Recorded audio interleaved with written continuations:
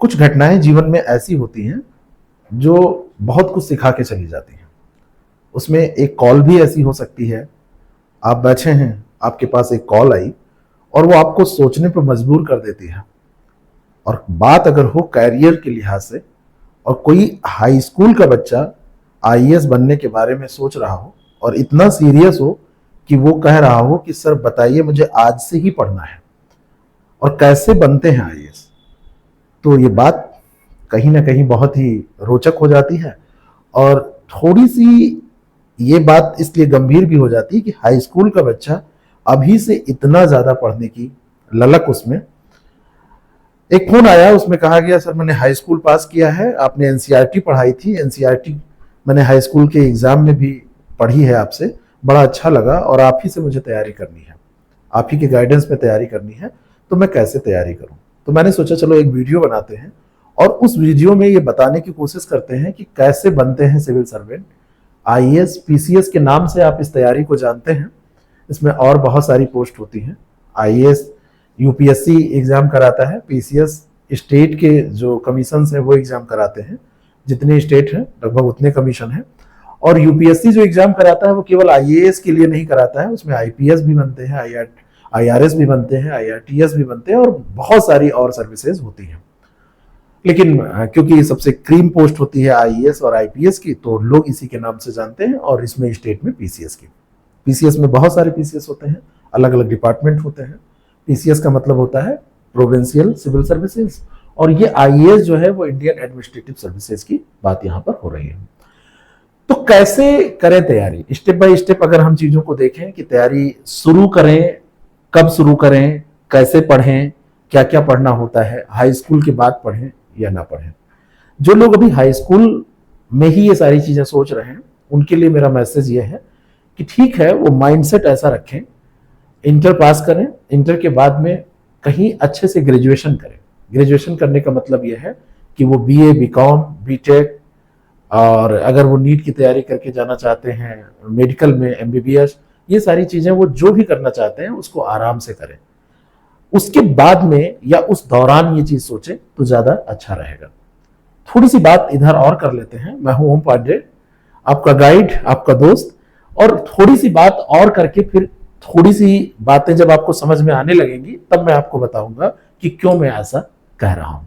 जब भी कोई पेपर आप देने चलते हैं तो सबसे पहले आपको परीक्षा का सिलेबस देखना होता है, उस एग्जाम का सिलेबस देखना होता है, और सिलेबस देखने के बाद में पैटर्न को समझना होता है कि आखिर इस एग्जाम का पैटर्न क्या है।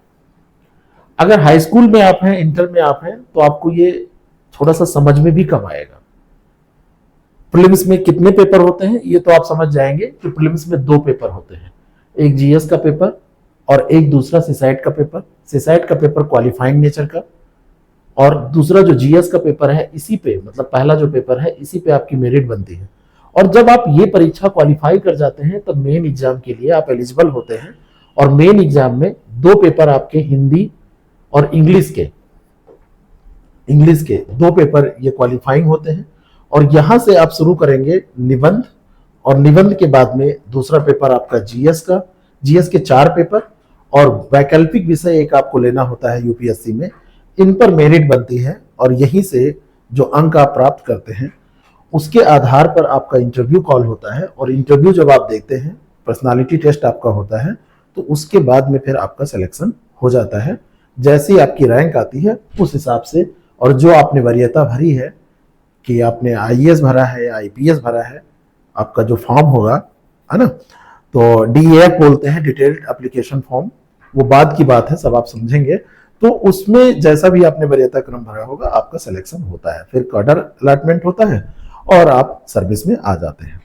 सबसे पहले बात आती है कि प्रीलिम्स के जो 2 पेपर हैं, एक आपका जीएस का और एक सीसैट का।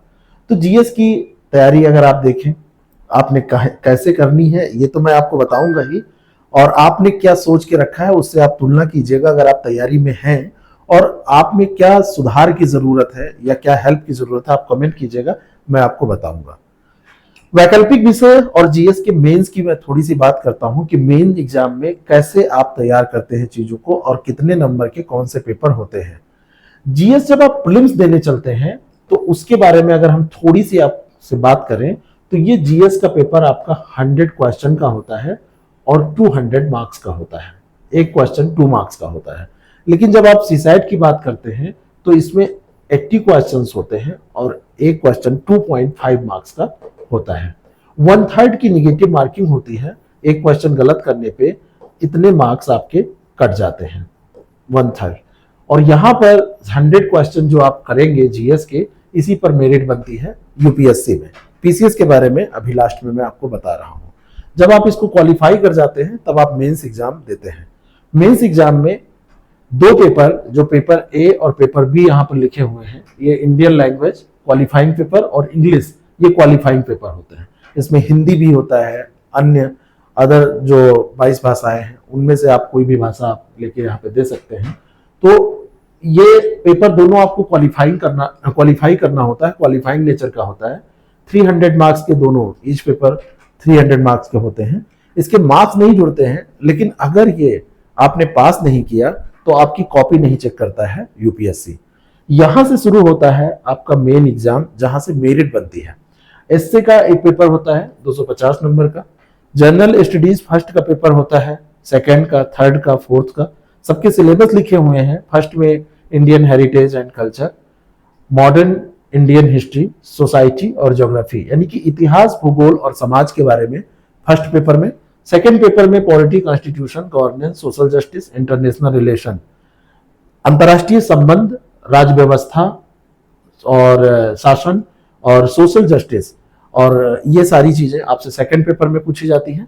थर्ड पेपर में economy, science tech, environment, disaster management और इंटरनल सिक्योरिटी ये पूछी जाती है। जो भी आंतरिक सुरक्षा के मुद्दे हैं और जो भी जैसे भूकंप है आ गया, भूस्खलन हो गया, तो आप प्रशासन में जाएंगे, इन चीजों को आपको डील करना पड़ेगा ना, तो ये सारी चीजें आपसे पहले ही पूछी जाती हैं। भारतीय अर्थव्यवस्था के बारे में, विज्ञान प्रौद्योगिकी के बारे में। और फोर्थ पेपर एथिक्स का होता है, जिसमें एथिक्स, इंटीग्रिटी एंड एप्टीट्यूड के बारे में पूछा जाता है। ये 4 पेपर जीएस के बोले जाते हैं। हर एक पेपर 250 नंबर का होता है और उसके बाद में एक ऑप्शनल सब्जेक्ट आप लेते हैं। ऑप्शनल सब्जेक्ट आप कोई भी चूज कर सकते हैं। कैसे चूज करें इस पर अभी आगे हम चर्चा करेंगे। आप इसमें इंजीनियरिंग बैकग्राउंड के हैं तो आप इंजीनियरिंग बैकग्राउंड के पेपर हैं उनको रख सकते हैं, इतिहास भूगोल रख सकते हैं, मैथ्स रख सकते हैं, फिजिक्स रख सकते हैं, मेडिकल साइंस में है तो मेडिकल साइंस के पेपर को रख सकते हैं, जूलॉजी बॉटनी रख सकते हैं। बहुत सारे उसमें सब्जेक्ट है, पूरी सूची है। आप आयोग की वेबसाइट पे जाएंगे यूपीएससी की तो आपको वो सारा मिल जाएगा। इन पेपर्स को देने के बाद में यहां से आपकी मेरिट बनती है और इसको जब आप पास करते हैं तो उसके बाद में आपका इंटरव्यू, साक्षात्कार होता है, जो कि 275 मार्क्स का होता है। यहां से आप इसको कैलकुलेट करेंगे तो ये 1 2 3 4 5 6 7 ये 250 250 250 ये पूरे पेपर आप देखेंगे तो 1000 नंबर ये हो गए। और यहां पर आप देखेंगे एसए और ऑप्शनल पेपर, इनको सब आप मिलाएंगे तो 1750 नंबर आपके आ रहे हैं, जिस पर आपका मेन एग्जाम होता है। और इसको अगर आप पास कर जाते हैं तो आप इंटरव्यू के लिए बुलाए जाते हैं, जहां पर 275 मार्क्स का आपका इंटरव्यू होता है और उसके बाद फाइनल रिजल्ट आता है। अब आप समझ गए, एक रूपरेखा आपके दिमाग में है कि पेपर वास्तव में कैसे कैसे देने हैं। प्रीलिम्स में जीएस देना है, सीसैट देना है, सीसैट क्वालिफाई करना है, 33% नंबर आपको लाने होते हैं और बस आप उसमें पास कर जाइए और मेरिट बनती है फर्स्ट पेपर पे। फिर आप ये पेपर देते हैं, इंटरव्यू देते हैं। अब बात आती है कि कैसे तैयारी शुरू करें। पहला स्टेप ये होना चाहिए तैयारी करने के मामले में। पहला स्टेप तो मैंने आपको बताया कि पेपर को, पैटर्न को समझिए कि सिलेबस क्या है और उसका पैटर्न क्या है। तैयारी जब आप शुरू करें तो आप सबसे बेसिक स्तर पर बेस मजबूत करने का काम करें, है ना। जैसे इतिहास है, भूगोल है, अर्थशास्त्र है, भारतीय संविधान है, विज्ञान है, ये आपसे प्रीलिम्स में तो पूछा ही जाता है। मेन एग्जाम में अगर ये बेसिक तैयार होगा तभी आप आंसर अच्छे से लिख पाएंगे। तो मेन एग्जाम के लिए आपको प्रीलिम्स एग्जाम के साथ ही पढ़ते चलना है। और यहाँ पर आपको सब लोग यही बताएंगे, मैं भी यही बता रहा हूँ कि बेसिक तैयारी एनसीईआरटी से शुरू करनी चाहिए। एनसीईआरटी की जो बुक है वो स्टैंडर्ड है, उनकी भाषा बहुत अच्छी है। इंग्लिश, हिंदी जो भी आपका मीडियम हो वो आप ले लीजिए बुक उस मीडियम की। अगर आपने पहले से पढ़ा हो तो अब फिर से उसको एक बार पढ़ लीजिए। लगभग मान के चलिए अगर आपने तैयारी, ग्रेजुएशन आपका कंप्लीट हो गया है तो 1.5-2 महीने में इसको सारी किताबों को कंप्लीट कीजिए, 2 बार 3 बार इसको पढ़ डालिए। एक सब्जेक्ट उठाइए, उसको कंप्लीटली पढ़िए, दूसरा सब्जेक्ट उठाइए, तीसरा सब्जेक्ट उठाइए और सारे सब्जेक्ट ऐसे कवर कर लीजिए। एक बार में पूरा ऐसे बैठ के नहीं खत्म करना है, एक दिन में 2-3 सब्जेक्ट भी आप पढ़ सकते हैं। ऐसा नहीं है कि एक बार में ही आपने उठाया और पूरा पढ़ के खत्म कर दिया, बस सोचा तैयार हो गया। 2-3 सब्जेक्ट पैरेलल लेके चलिए, क्योंकि इसको कई बार आपको पढ़ना पड़ेगा। एक अच्छा टाइम टेबल रखिए और पढ़ाई आप ऐसे धीरे धीरे धीरे धीरे करते रहिए, लेकिन समय सीमा 1.5-2 महीने की होनी चाहिए जिसमें ये एनसीईआरटी आपकी कंप्लीट हो जाए।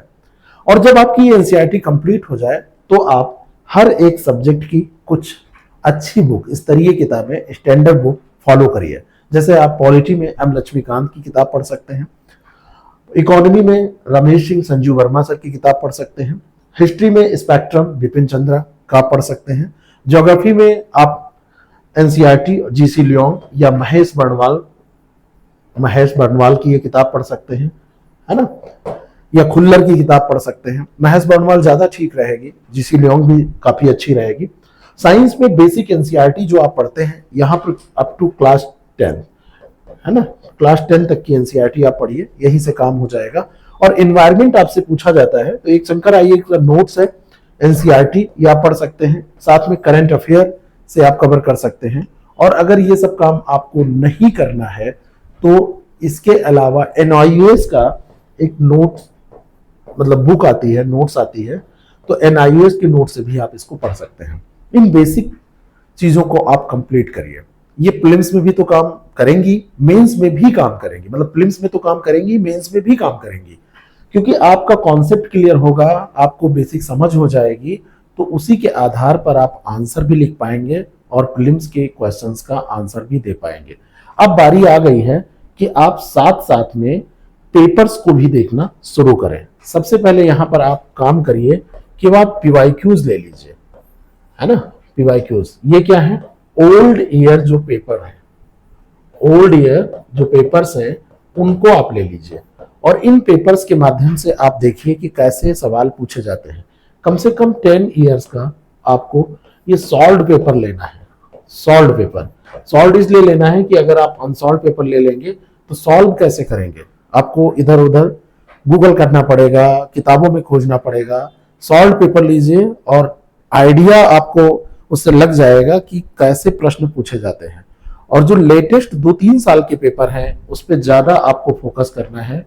2-3 साल के पेपर के ट्रेंड को आपको ज्यादा फॉलो करना है, बाकी 10 साल के पेपर्स को आपको देखना है। ये काम आपको प्रीलिम्स में भी करना है और ये काम आपको मेन के लिए भी करना है।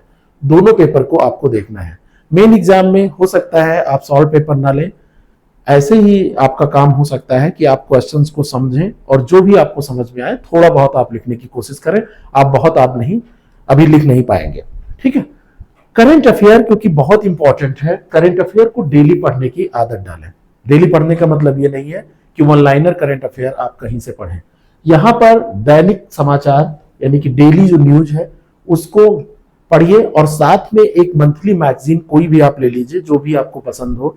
क्रॉनिकल भी ले सकते हैं, प्रतियोगिता दर्पण भी ले सकते हैं, किसी कोचिंग में आपने एडमिशन लिया है वहां की मैगजीन वो हो सकती है। स्तरीय होनी चाहिए और कोशिश करिए कि डेली जो आप पढ़िए उसके नोट्स आप बनाइए, टॉपिक वाइज अलग अलग बुकलेट आप बना लीजिए, नोटबुक बना लीजिए कि इसमें साइंस टेक, इसमें हम नोट कर रहे हैं वो राष्ट्रीय जो घटनाक्रम है और राष्ट्रीय घटनाक्रम में कौन कौन से सब्जेक्ट से ये रिलेटेड है। तो मुझे लगता है कि सबसे अच्छा तरीका है कि इसको पेपर वाइज आप बना लीजिए, है ना, पेपर वाइज बना लीजिए पेपर। और पेपर वाइज आप बनाएंगे तो पेपर वाइज यानी कि 1 to 4 जो पेपर हैं 1 to 4 पेपर के अकॉर्डिंग आप इसको बना लीजिए, ठीक है। बहुत सारे एप्लीकेशन है, पीआईबी का है, पीआरएस का है, न्यूज़पेपर भी वहां पे मिल जाते हैं, the Hindu, Indian express, one liner app बहुत सारे हैं, उनसे भी आप कवर करते रहिए चीजों को, क्योंकि कई बार फैक्चुअल क्वेश्चन भी यूपीएससी पूछ लेता है, अन्य आयोग भी आपसे पूछते हैं। तो 1 to 4 पेपर आपने सिलेबस देखा है, क्वेश्चंस देखे हैं, मेंस के हिसाब से करंट का नोट्स आप बनाइए, प्रीलिम्स भी आपका होता रहेगा और मेंस भी होता रहेगा। अब बारी आती है कि कुछ नॉलेज आपको हो गया है, अब डेली कुछ ना कुछ लिखने और क्वेश्चन करने की प्रैक्टिस आप शुरू कर दीजिए। अभी तक आपने पेपर देखा था केवल समझने के लिए, अब आप पेपर को हल करना शुरू करिए बिना आंसर के। पेपर को जब आप हल करेंगे तो 100 क्वेश्चन, 200 क्वेश्चन जो भी आप देख पाए डेली देखिए एमसीक्यूज। यहाँ पर आपको कम से कम ध्यान रखना है कि 100 क्वेश्चन शुरुआत में करना शुरू करिए, 2 घंटे इस पे आप दीजिए। और मेंस की अगर बात करें तो 5 प्रश्न, 5 से 10 मैंने यहाँ पर लिखा है, 5 क्वेश्चन मिनिमम आप लिखने की कोशिश करिए। शुरुआत में आप लिख नहीं पाएंगे, शुरुआत में बहुत दिक्कत होगी, पेन आपकी रुकी रहेगी, चलेगी ही नहीं, आप सोच ही नहीं पाएंगे कहां से शुरू करें, कहां खत्म करें क्या। लेकिन जो भी आपको समझ में आए उसको लिखिए, शुरू में अपने को जज मत करिए। कोई कुछ भी कहता है कि बड़ा खराब है, अच्छा है, कह दीजिए कि अभी हमारे पास, क्योंकि अभी आपको तैयारी करते 5-6 महीने ही हुआ है, कोई अभी इतना पारंगत नहीं हो जाएगा कि आपने पूरा ऐसा आंसर लिख दिया कि उससे अच्छा आंसर नहीं हो सकता। ऐसी उम्मीद अपने से मत कीजिएगा। मेंस के लिए पिछले साल के प्रश्न, जो भी टेस्ट सीरीज आप मार्केट में हैं उनको हमारे द्वारा या किसी के द्वारा, उन सारी चीजों को आप लीजिए और मेंस और प्रीलिम्स को साथ साथ तैयार करते चलिए। ये मत सोचिए कि जब प्रीलिम्स हो जाएगा तब मेंस की तैयारी करेंगे, ऐसा कभी नहीं होता। आप प्रीलिम्स और मेंस साथ साथ में लेके चलिए। वैकल्पिक विषय मैंने कहा था कि कौन सा एक अपना वो पड़ा हुआ है, स्टेट पीसीएस में तो अब लगभग समाप्त हो चुका है, लेकिन एक प्रश्न अभी भी पड़ा हुआ है हमारा कि वैकल्पिक विषय को चुनेंगे कैसे। यूपीएससी की तैयारी में वैकल्पिक विषय की बहुत महत्वपूर्ण भूमिका होती है सिलेक्शन में। 500 मार्क्स का ये वैकल्पिक विषय, 500 मार्क्स में आपको ठीक ठाक मार्क्स यहाँ पर अगर मिल जाए तो आप मान के चलिए कि आपका सिलेक्शन बहुत आसान हो जाता है। अपने बैकग्राउंड का भी विषय आप ले सकते हैं, या आपने पढ़ाई नहीं की है उस विषय में तब भी आप ऑप्ट कर सकते हैं। कोई भी विषय आप ले सकते हैं जिसमें आपका इंटरेस्ट हो, बैकग्राउंड नहीं है इंटरेस्ट है तब भी आप ले सकते हैं। स्कोरिंग पैटर्न भी देखा जाता है कि कौन सा ऑप्शनल सब्जेक्ट, मैं अगला वीडियो बनाऊंगा जिसमें बताऊंगा कि किस ऑप्शनल सब्जेक्ट में सिलेक्शन रेशियो सबसे ज्यादा रहता है। मान लीजिए कि कोई ऐसी भाषा है, मान लीजिए मैथिली है, अब आपको नहीं आती तो सिलेक्शन रेशियो उसमें 50% भी है, लेकिन आप उसको नहीं ले सकते तो कोई बात नहीं है, एक एग्जाम्पल मैं दे रहा हूं। लेकिन अगर आप चूज कर रहे हैं और 2-3 सब्जेक्ट हैं जिनमें से आपको एक लेना है तो आपको ये भी देखना होगा कि स्कोरिंग पैटर्न क्या है, किस सब्जेक्ट में सिलेक्शन कितने होते हैं। 2 पेपर इसमें होते हैं। पहला पेपर लगभग हर सब्जेक्ट का थ्योरेटिकल होता है, सिद्धांत उसमें होते हैं, उसमें थॉट्स होते हैं, और सेकंड पेपर जो होता है वो एप्लीकेशन होता है। सेकंड पेपर में हमेशा अपने विचार व्यक्त करने की जो आप कह सकते हैं अवसर जो होता है वो आपको ज्यादा मिलता है। विचार व्यक्त करना है आपको तो सेकंड पेपर में अप्लाई करना होता है, और फर्स्ट पेपर में आपको थ्योरी पढ़नी होती है। तो ये दोनों पेपर आपको लिखने होंगे, 250-250 मार्क्स के 3 घंटे के पेपर होंगे, और पैटर्न आप समझ ही जाएंगे, पुराने पेपर देखेंगे कैसे पूछे जा रहे हैं। तो इसको थोड़ा सा सोच समझ कर लीजिए, नेक्स्ट वीडियो में मैं आपको बताऊंगा कि कैसे कैसे क्या करना है। इतना काम अगर आपने कर लिया और ये तैयारी आपने एक बेसिक कर ली, अब बारी आती है कि आप टेस्ट सीरीज करिए और सेल्फ असेसमेंट शुरू कर दीजिए। सेल्फ असेसमेंट का मतलब ये है कि आपने 100 क्वेश्चन का पेपर किया तो कितने सही हो रहे हैं, और उसमें देखिए कि कितना इंप्रूवमेंट हो रहा है। असेसमेंट के बाद में इंप्रूवमेंट भी तो आपको देखना है। इंप्रूवमेंट बहुत जरूरी है, क्योंकि ग्राफ हमेशा ऐसे जाना चाहिए, ऐसे जाना चाहिए। ग्राफ कभी नीचे नहीं आना चाहिए। हाँ, थोड़ा बहुत उतार चढ़ाव हो सकता है, लेकिन ग्राफ हमेशा ऊपर की ओर जाना चाहिए। आपने लगातार पढ़ाई की है और ये ग्राफ ऐसे चला आया तो दिक्कत है। ठीक है, तो हर विषय का पहले आप सेक्शन वाइज मॉड्यूल टेस्ट दीजिए। मॉड्यूल वाइज टेस्ट देने के बाद में हर विषय का फुल लेंथ मॉक टेस्ट आप दीजिए, चाहे प्रीलिम्स का हो चाहे मेंस का हो। यानी कि 100 क्वेश्चन का पूरा कंप्लीट टेस्ट। प्रीलिम्स के लिए 150 क्वेश्चन अगर स्टेट पीसीएस में आप आते हैं, अभी मैं उसकी बात करने जा रहा हूं, तो जैसा पेपर पूछा जाता है उस पैटर्न के अकॉर्डिंग आपका टेस्ट होना चाहिए। करेंट अफेयर के जैसे सवाल आते हैं वैसे टेस्ट आपके होने चाहिए, और इस तरीके से पूरी तैयारी आपकी कंप्लीट होती है। अब आप एग्जाम में जब पार्टिसिपेट करेंगे तो आप अच्छा परफॉर्म करेंगे। और मेंस का सबसे जो मूल मंत्र है कि कैसे पास होगा, तो मेंस एग्जाम तभी पास होगा जब आपको लिखना आएगा, आंसर राइटिंग आपको आएगी, तभी ये पास होगा। तो इसके लिए आप डेली लिखेंगे तभी ये आपको आएगा। ऐसे नहीं कि आपने बस जाके एग्जाम दे दिया और आपको लग रहा है कि आपको सब आता है, तो प्रीलिम्स भी नहीं पास होगा। प्रीलिम्स की भी प्रैक्टिस करनी होगी। ज्यादातर जो स्टेट का एग्जाम है उसमें ऑप्शनल सब्जेक्ट समाप्त हो गया है।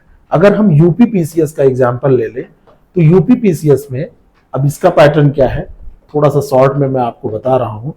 प्रीलिम्स में यहाँ पर 2 पेपर है, एक आपका जीएस का है और एक आपका सीसैट का पेपर है। जीएस का पेपर यहाँ पर ये इसी पर मेरिट बनती है और ये महज आपको क्वालिफाई करना होता है।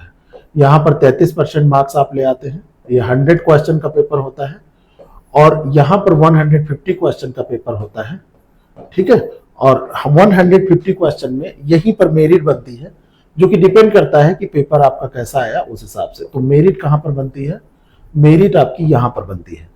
मेन एग्जाम में जब आप आते हैं तो मेन एग्जाम में यहाँ पर थोड़ा सा पैटर्न चेंज है। यहाँ पर आपको एक पेपर देना होगा हिंदी का, एक पेपर आपको देना होगा निबंध का, और जीएस के यहाँ पर 6 पेपर हो जाते हैं। 4 पेपर सेम है यूपीएससी जैसे सेम पेपर है, और यहाँ पर 2 पेपर ये यूपी स्पेसिफिक हैं।